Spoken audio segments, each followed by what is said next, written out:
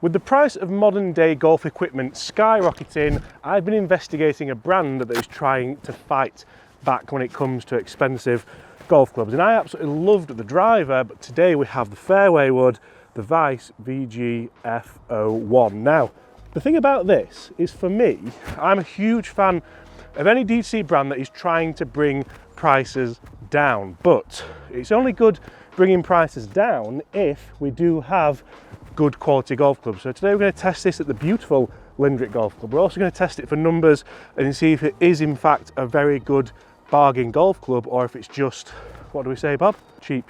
I don't think it's going to be, but we'll have a go. It's quite a daunting opening tee shot here at Lindrick, so can we play a nice one just down the middle with, it's a lovely matte head on this. I'll tell you what, that's an absolute bullet off the first tee with a club that cost £219, so around kind of $250. Is that cheap? Is that affordable? I think in today's market, it's probably a nice middle of the road, and we get a lovely little head cover as well, so that's always worth thinking about. Let's go, Bob. So guys, while we're walking down this first fairway to our golf ball, get in the comments below and let us know, would you see yourself gaming something like this, something that's maybe not a mainstream brand, but we all know that Vice started off making golf balls, didn't we? And they did a really good job. Obviously, they ruffled quite a few feathers in that golf ball market. If you're wondering where Bob's gone, he's run back to the car because he forgot the camera batteries. So a fantastic morning for Bob all around, really, because we're going to get cracking and see if this Vice fairway wood really is the real deal.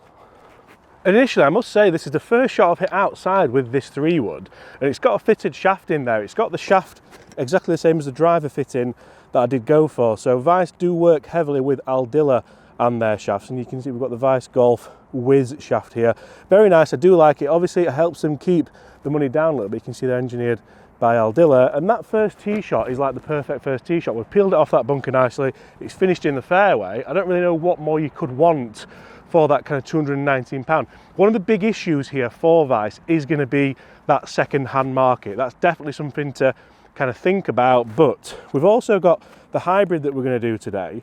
And if you look at the hybrid, it's a very nice looking club actually, and you compare that to something that's like twice as much, that's when you start to see the real kind of performance similarities, I'll say. Let's go on the next tee, we'll hit some more, we'll talk some numbers, and we'll see if this could be, to be honest, a little bit of more than a 3-wood for you guys. Could it be your driver replacement? Could it be something that gets you in play every single time? Because if that's the case for me, everyone's a winner.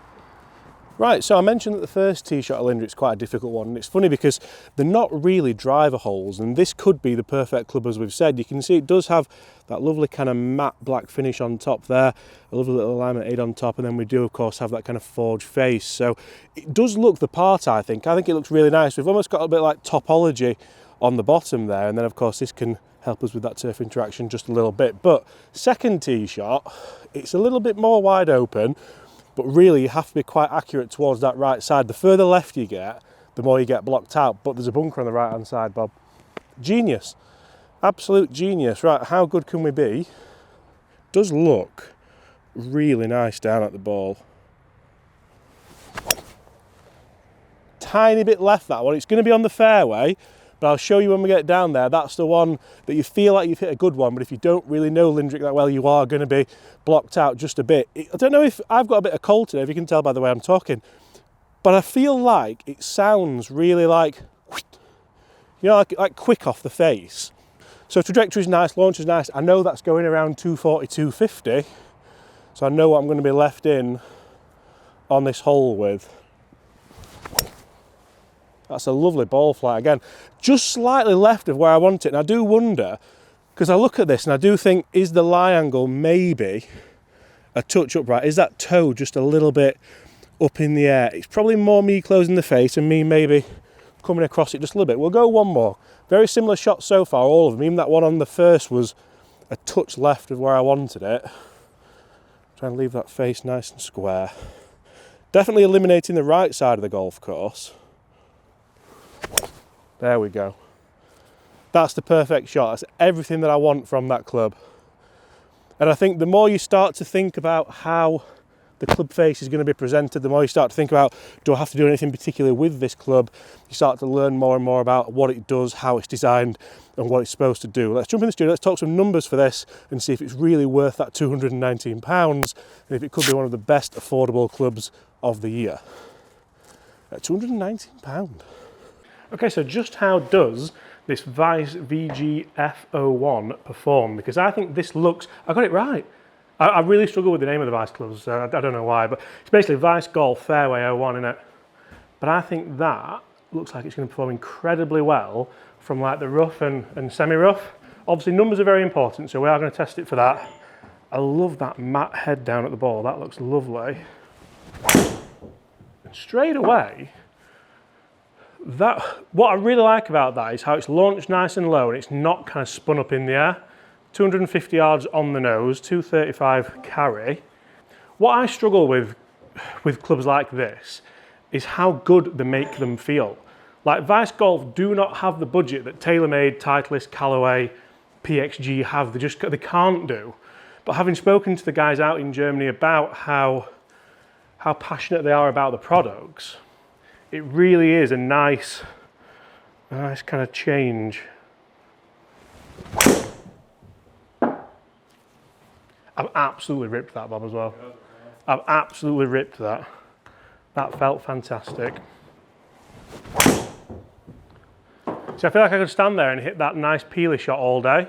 Like I think if you're out there for total distance, like you want the longest fairway wood possible that goes really close to your driver, I dare say this might not be it, but if you want something that's really nice and consistent and feels good and performs well, then I think you could have found the club you want, because that forged face there, look, I mean, although it looks really good and gives it some really cool shelf appeal, I do feel like it's actually doing the job as well. Again, nice and low, fading back, doing everything you want it to do. Again, carrying around that 235, releasing up towards the 250 mark. I think from a consistency point of view here, this is a really, really nice club. And of course, for that price point, I think you're going to struggle to not beat it, but value for money, you're going to struggle to beat it. Let's get back outside and let's see just how good this bad boy is out of the rough, because that's where I spend the majority of my time. Okay, so maybe I need to cut myself a little bit of slack here with these tee shots. We've got two of the shots here. We've actually not got a bad line in at all. You can see over there, that's the shot I wanted to play all along. Probably a little bit longer, but certainly a more safer shot. I thought I was closer to these trees and I'm not, so we'll take that all day long. So far, so good. Right, so we've had a couple of kind of little finicky par fours. We've done okay, even the bad shots did okay. I'm going to hold my hands up and say I was pleased with those. Now, down the par five, is it dark? Can we, you happy? Can we send them, Bob? Because I think with a 3-wood, you do want it to be able to, and the beauty about this is, I'm going to aim at the left-hand side of those right-hand bunkers. I'm just going to hit it hard, and I feel like it will just do that. That's exactly what you want down this hole. And the harder you hit this, that's amazing. That's gone absolutely miles. The harder you hit this, the better it sounds. It does sound fantastic, and that kind of forged face is really proving that you don't need to go and spend £300, £400 on a fairway wood for it to do what you want it to do. Look at that one as well. Little Healy cut down the right side. That's the first one, if we have a look at that, where I've actually really missed the centre of it. And it's a shame, but it's still done okay. It's still managed the shot for what we want to do. So I think if I look at this and I look at how much it costs and what it looks like and what it feels like and how it performs. Performance, I don't think it's the best on the market. I think there are longer 3-woods if that's what you want, if you want your 3-wood closer to your driver. But from a standpoint of forgiveness, look, sound, feel, and like general performance, I think that sums it up. That's an absolute knuckleball down the left side of this fairway. And for me, if I'm thinking I want to buy a fairway wood and not spend a ton of money in 2025, that has to be an option. Guys, get in the comments below and let us know what do you think to this fairway wood.